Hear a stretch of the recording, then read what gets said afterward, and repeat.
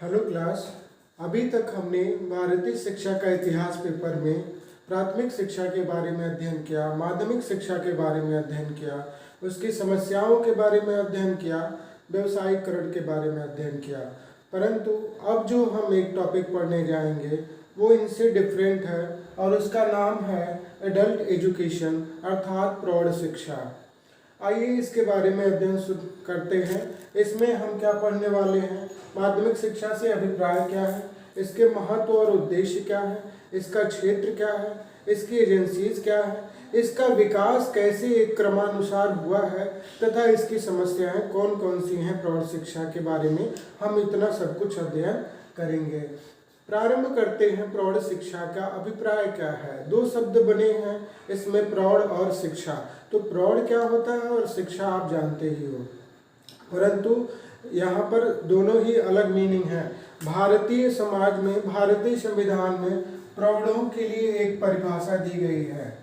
अभी जो रिसेंट परिभाषा है, एडल्ट्स किन्हें बोलते हैं, जो 15 से 35 वर्ग के हैं उन्हें एडल्ट्स के शब्द से संबोधित किया जाता है, प्रौढ़ों के शब्द। परंतु समाज में एक अवधारणा बनी हुई है जिसके अनुसार 50, 55 इत्यादि उम्र के लोग भी प्रौढ़ों के अनुसार या प्रौढ़ों के नाम से जाने जाते हैं। परंतु जो यहाँ की भारतीय नीति है वो 15 से 35 को एडल्ट्स के रूप में परिभाषित करती है। बात करते हैं शिक्षा की, तो इसके लिए वो शिक्षा नहीं है जिसकी बात आप करते हैं। इनके लिए 3 R's की बात की जाती है। 3 R's की बात की जाती है, यानी reading, writing and arithmetic. Reading, writing and arithmetic की बात की जाती है।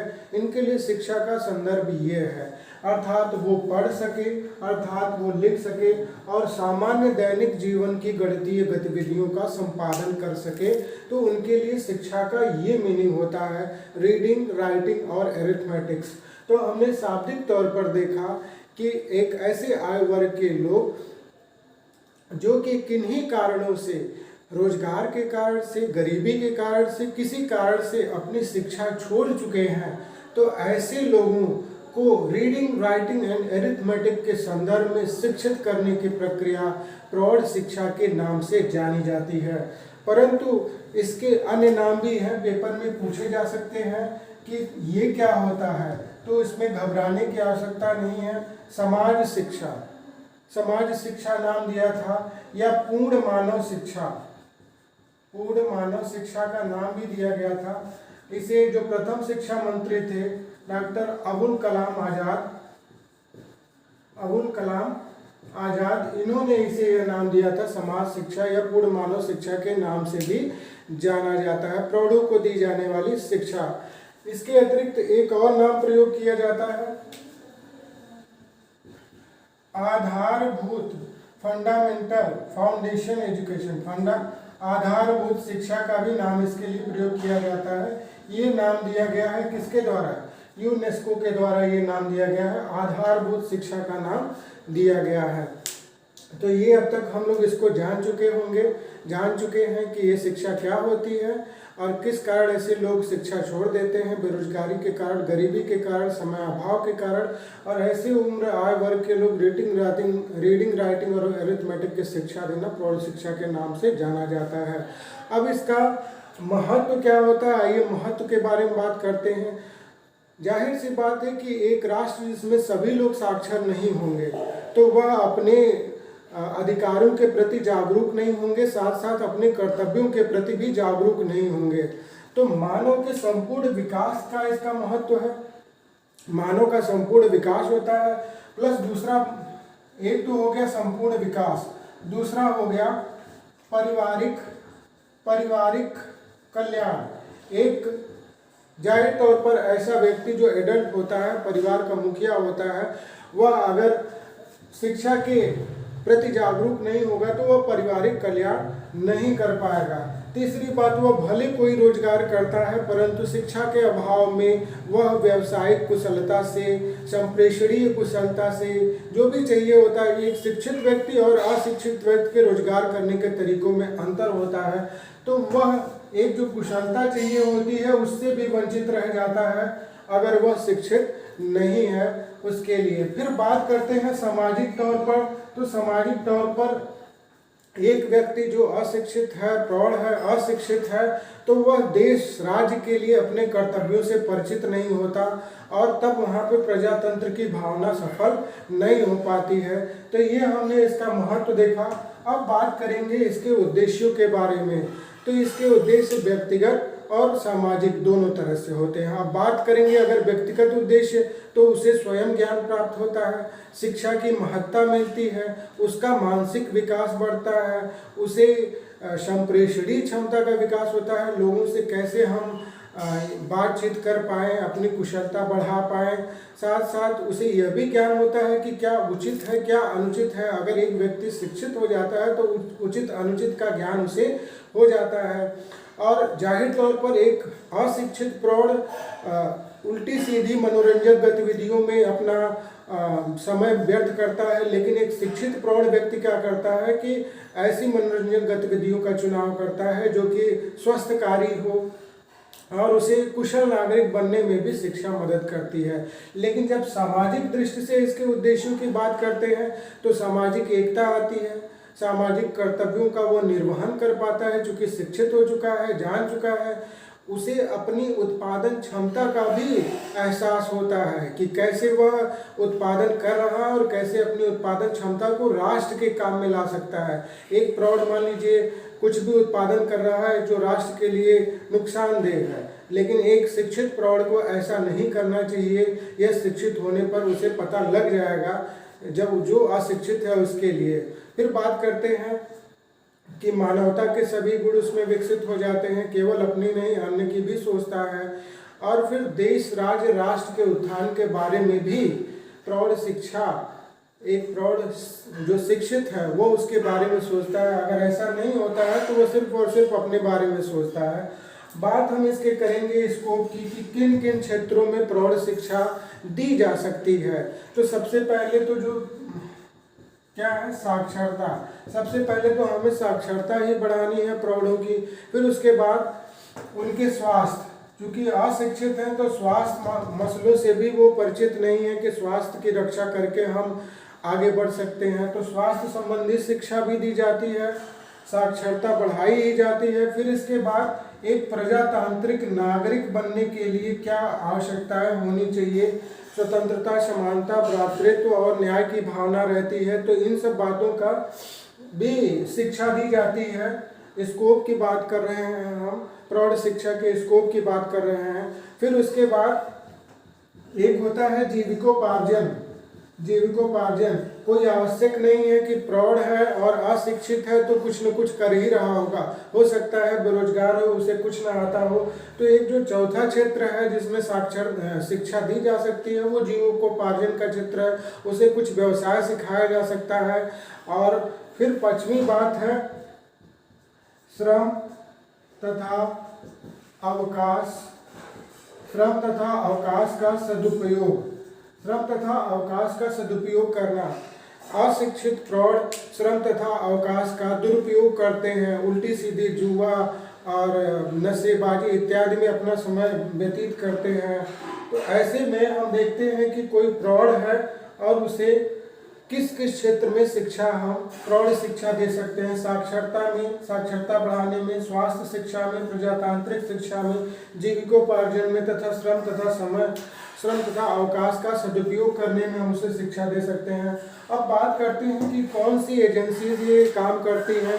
तो बहुत सारी एजेंसीज होती हैं, यूनिवर्सिटी है, ठीक है, मंदिर है, गिरजाघर है, लाइब्रेरी है, नॉन गवर्नमेंट ऑर्गेनाइजेशंस हैं, गवर्नमेंट की सोशल इंस्टीट्यूशंस हैं।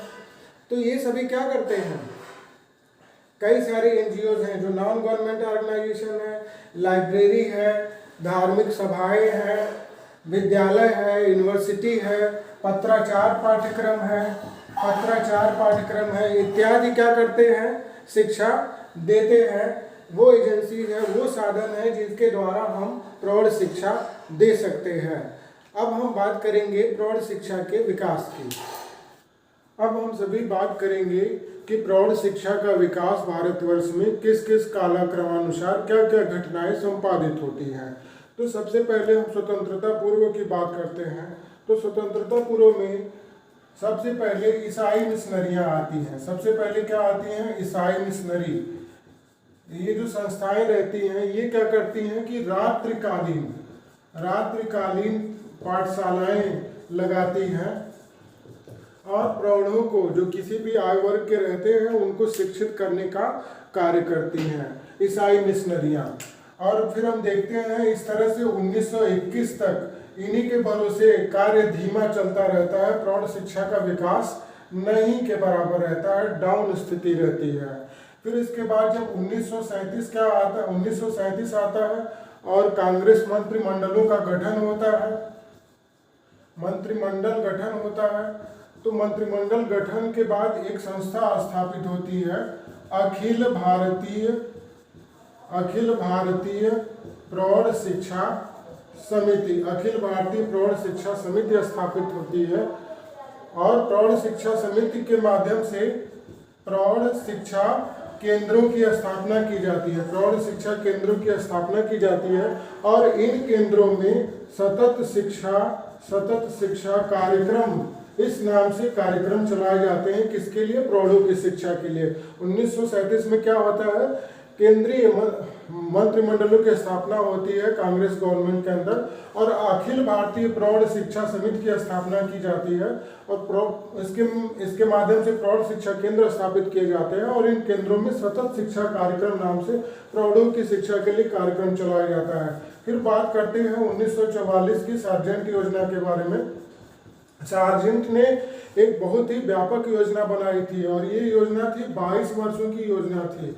22 वर्षों की योजना थी और इसने कहा कि पूरे देश में सभी साक्षर हो जाए, चाहे वो प्रौढ़ हो चाहे कोई भी हो। 22 वर्षों की एक योजना बनाई थी सार्जेंट योजना में और उसमें कहा गया कि सभी को साक्षर बनाने की बात की गई, लेकिन धन के अभाव के कारण ये योजना यहीं पर निरस्त कर दी जाती है।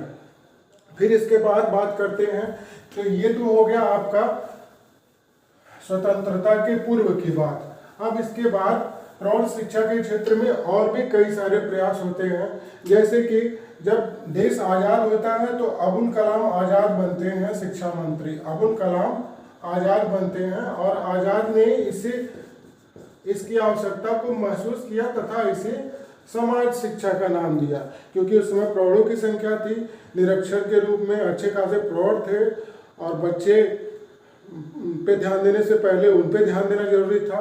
तो समाज शिक्षा की बात की जाती है अबुल कलाम आज़ाद के द्वारा और एक संस्था स्थापित की जाती है, central audio visual institute. Delhi में यह संस्था स्थापित की जाती है क्योंकि प्रौढ़ों को उस समय पढ़ाना बड़ा मुश्किल का काम था, तो ऑडियो और विजुअल के यूज से बताया जा सकता था, तो ये संस्था उसलिए स्थापित की जाती है। 1951 में जनता कॉलेजों की स्थापना की जाती है और जनता कॉलेजों के माध्यम से ग्रामीण क्षेत्रों में क्या करते हैं? ग्रामीण क्षेत्रों में प्रौढ़ शिक्षा की बात की जाती है। फिर से देखिए, अबुल कलाम आज़ाद समाज शिक्षा का नाम देते हैं, सेंट्रल ऑडियो विजुअल इंस्टीट्यूट की नई दिल्ली में स्थापना हो जाती है और 1951 में जनता कॉलेजों की स्थापना करके और ग्रामीण क्षेत्रों में शिक्षा देने की बात कही जाती है। फिर बात करते हैं जो पंचवर्षीय योजनाएं भारतवर्ष में चलाई गई। पंचवर्षीय योजनाओं में भी प्रौढ़ शिक्षा को स्थान दिया गया। फिर यूनेस्को जो अंतर्राष्ट्रीय संस्था है, यूनेस्को के माध्यम से एक संस्था स्थापित की जाती है, राष्ट्रीय आधारभूत शिक्षा केंद्र। राष्ट्रीय आधारभूत शिक्षा केंद्रों के नाम से एक संस्था स्थापित की जाती है और जिसमें कि प्रौढ़ों की शिक्षा के लिए कार्य किया जाता है। फिर बात आती है 1964 में कोठारी आयोग की। 1964 में कोठारी आयोग की, तो ये प्रायः पूछ लिया जाता है। कोठारी ने 6 सूत्रीय प्रोग्राम दिया था, कार्यक्रम दिया था, 6 सूत्रीय कार्यक्रम दिया था प्रौढ़ शिक्षा के लिए। 6 संदर्भों में बात की थी। फिर उन्होंने ये भी कहा था कि कार्यात्मक साक्षरता को लागू किया जाए, यानी फंक्शनल लिटरेसी को लागू किया जाए, साथ साथ कार्य भी करते रहें और उसी के माध्यम से शिक्षा दे दी जाए, क्योंकि प्रौढ़ हैं तो कुछ कार्य करते रहेंगे, अपना कार्य छोड़ के नहीं आएंगे। तो फंक्शनल लिटरेसी की बात कौन करता है? कोठारी आयोग 1964 करता है। अब इसके बाद बात करते हैं 1969 की। तो 1969 में क्या होता है? राष्ट्रीय प्रौढ़ शिक्षा परिषद की स्थापना की जाती है। क्या किया जाता है? 1969 में राष्ट्रीय प्रौढ़ शिक्षा परिषद की स्थापना की जाती है, जिसमें 14 सूत्रीय कार्यक्रम दिए जाते हैं। क्या दिए जाते हैं? 14 सूत्रीय कार्यक्रम दिए जाते हैं राष्ट्रीय प्रौढ़ शिक्षा परिषद द्वारा, और एक ब्लूप्रिंट तैयार किया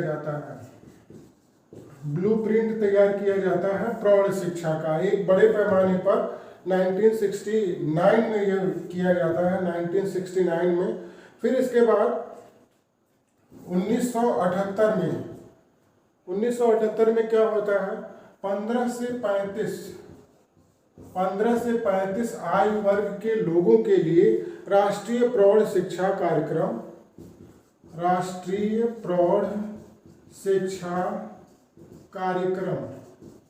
लागू किया जाता है, और जिसका ये उद्देश्य होता है कि 1983-84 तक सारे प्रौढ़ों को शिक्षित कर देना है। 1978 में राष्ट्रीय प्रौढ़ शिक्षा कार्यक्रम लागू होता है 15 से 35 वर्ष के लोगों के लिए, जिसका लक्ष्य होता है 1983-84 तक सभी प्रौढ़ों को शिक्षित कर देना है। फिर बात आती है एनपी 1986 में, राष्ट्रीय शिक्षा नीति 1986 में। तो इसमें क्या किया जाता है? प्रौढ़ शिक्षा को जोड़ दिया जाता है निरक्षरता उन्मूलन से।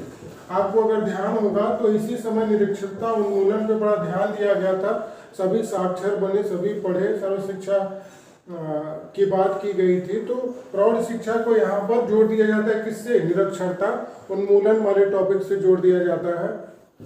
फिर 1988 का वर्ष इसके लिए बहुत ही महत्वपूर्ण है। इसी समय राष्ट्रीय साक्षरता मिशन,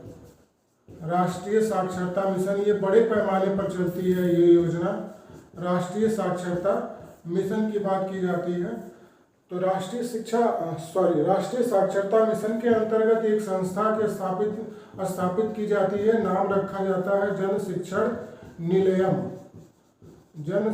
निलयम स्थापित किया जाता है। और जन शिक्षण निलयम में जितने आसपास के 4-5 गांवों के 5,000 के करीब लोगों को, 4-5 गांवों के करीब 5,000 लोगों को साक्षर करने की बात की जाती है। 5,000 लोगों को किसकी साक्षरता दी जाती है? परिवार